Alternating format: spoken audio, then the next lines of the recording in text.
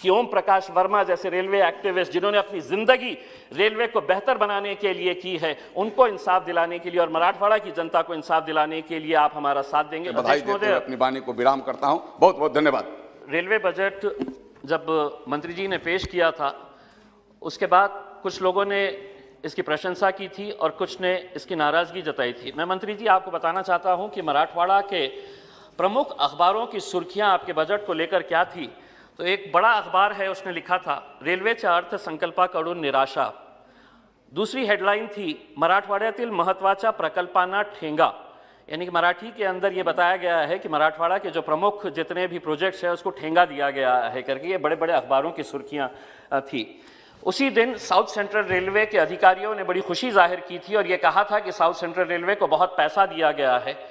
मंत्री जी, मैं ये मानता हूं कि आपने बिल्कुल बहुत ज़्यादा पैसा दिया था। आपने साउथ सेंट्रल रेलवे को इस बजट के दौरान 6,798 करोड़ रुपये दिए, लेकिन हमारे हिस्से में क्या आया है मंत्री जी, अगर मैं आंकड़े आपको बताऊंगा तो आप भी हैरान हो जाएंगे और शायद आप भी अपने रेलवे के अधिकारियों से ये पूछेंगे कि ये जो सांसद ने ये जो आंकड़े बताया है कि यह सही है कि नांदेड़ डिवीजन जो second highest profit making division है साउथ सेंट्रल रेलवे का, उसको महज कितना पैसा दिया गया है, तो 98 करोड़ 75 लाख एंड 2,000 रुपीस। मैं एक बार फिर से दोहरा रहा हूं मंत्री जी कि शायद आपको भी यकीन नहीं होगा, क्योंकि मुझे भी यकीन नहीं हो रहा था जब मुझे यह बताया गया था कि 98 crore rupees 75 lakh and 2,000 rupees सिर्फ नांदेड़ डिवीजन को दिया गया है। और ये कितना होता है टोटल बजट का? Less than 2%, and to be specific 1.45% आपका जो साउथ सेंट्रल रेलवे को बजट दिया गया है उसमें से महज 2% से भी कम पैसा नांदेड़ डिवीजन को दिया गया है।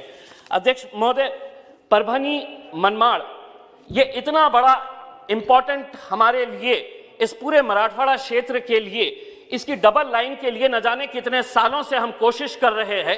2013-14 के अंदर रेलवे के ब्लू बुक के अंदर इसको इंक्लूड किया गया था।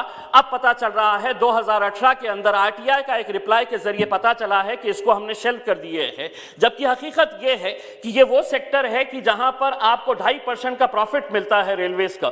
आरओआर इसका अगर प्रॉफिट में पॉजिटिव के अंदर भी होने के बावजूद भी ये डबल लाइन हमको क्यों नहीं दी जा रही है, हमें आज तक समझ में नहीं आ रहा है। इस बजट के अंदर हमें बड़ी उम्मीद थी कि ये हमें इसका कहीं ना कहीं से कुछ ना कुछ तो बजट आप देंगे करके। दूसरी बात यह है कि आप ये दावा करते हैं कि आपकी सरकार जब से आई है हजारों किलोमीटर लाइन नई बिछाई जा रही है। औरंगाबाद से 40 गांव महज 88 किलोमीटर्स का है। आप अगर अखबारों की सुर्खियां अगर उठाकर देखेंगे, निवेदन अगर आपके रेलवे अधिकारियों से पूछेंगे कि कितने सालों से ये कोशिश की जा रही है, महज 88 किलोमीटर्स अगर औरंगाबाद और 40 गांव की अगर लाइन बनाई जाती है तो आज औरंगाबाद के अंदर डीएमआईसी आ रहा है, दिल्ली मुंबई इंडस्ट्रियल कॉरिडोर, समृद्धि लाइन वहां से गुजर रही है, ड्राई पोर्ट जालना के अंदर आ रहा है। तो फ्रीट का कितना बड़ा आपको एक बिजनेस वहां से मिलने वाला है, लेकिन 88 किलोमीटर्स महज आप ये लाइन हमको सैंक्शन नहीं कर रहे हैं। तीसरी बात यह है कि हम औरंगाबाद को मॉडल रेलवे स्टेशन के लिए आपने अप्रूव किया था। आज 5 सालों से रेलवे अधिकारी कहते हैं कि अब शुरू होने वाला है, अब टेंडर निकलने वाला है। हम इसका स्टेटस क्या है यह आपसे जानना चाहते हैं।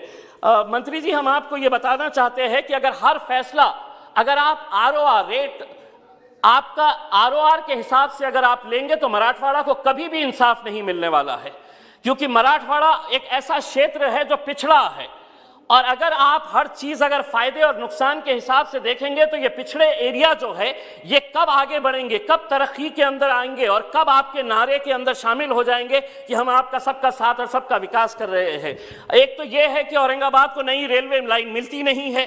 बड़ी मेहनतों के बाद 11 साल के बाद एक रेल सैंक्शन की गई थी, एक रेल जो औरंगाबाद से होकर गुजर रही थी, जो कोल्हापुर धनबाद, ये यहाँ के मराठवाड़ा के जैन समाज के लोग थे। 11 साल तक लगातार मेहनत किए कि ये रेल औरंगाबाद से होकर गुजरे ताकि उनके तीर्थ स्थान जो है झारखंड से जोड़े जा सके। साथ ही साथ बुद्धिस्ट और हिंदू भाइयों के लिए भी ये बहुत बड़ी धार्मिक स्थलों को जोड़कर जाने वाली ट्रेनें थी। लेकिन हुआ ये है कि अब 19 फरवरी से एक नोटिफिकेशन जारी हुआ है आपके पास से कि औरंगाबाद और जालना इसके बाहर कर दिया जाए, क्योंकि ये हमारे लिए फिजिबल नहीं हो रहा है। हम एक बार फिर से आपको ये कहना चाह रहे हैं, ये पिछड़े इलाके हैं। एक बार ये पिछड़े इलाकों को अगर आपकी ज़रूरत है, अगर ये ज़रूरत है, अगर आप हमारी पूरी नहीं करेंगे तो कौन करेगा? आज हम ये मांग कर रहे हैं कि औरंगाबाद अहमदनगर पुणे लाइन का सर्वे किया जाए। औरंगाबाद को अगर पुणे से जोड़ा जाए तो पुणे और औरंगाबाद के अंदर जो यंगस्टर्स, स्पेशली जो IT सेक्टर के अंदर काम करने वाले लोग हैं, उनको कितना फ़ायदा मिलने वाला है। अध्यक्ष महोदय, मैं एक बात कहना चाहता हूँ, जब मंत्री जी पीयूष गोयल साहब जब रेलवे मंत्री बनाए गए थे तो पीयूष जी हम भी बड़े खुश हुए थे। हमें बड़ी खुशी इस बात की थी कि चलिए महाराष्ट्र का सुपुर्द आज इस देश का रेलवे मंत्री है, कहीं ना कहीं आप मराठवाड़ा के साथ इंसाफ करेंगे, एक उम्मीद हमारे को भी जगी थी। लेकिन आज अगर हम ये देखते हैं कि आप मराठवाड़ा के जैसे आप साउथ सेंट्रल रेलवे के नांदेड़ डिवीजन को महज 98 करोड़ रुपये अगर आप देते हैं, तो आप बताइएगा कि आप में और दूसरे रेलवे मंत्रियों ने जिन्होंने लगातार हमारे क्षेत्र के साथ नाइंसाफी की है, उनमें और आप में क्या फर्क है? हमने बहुत उम्मीदें आपसे लगा के रखे हैं।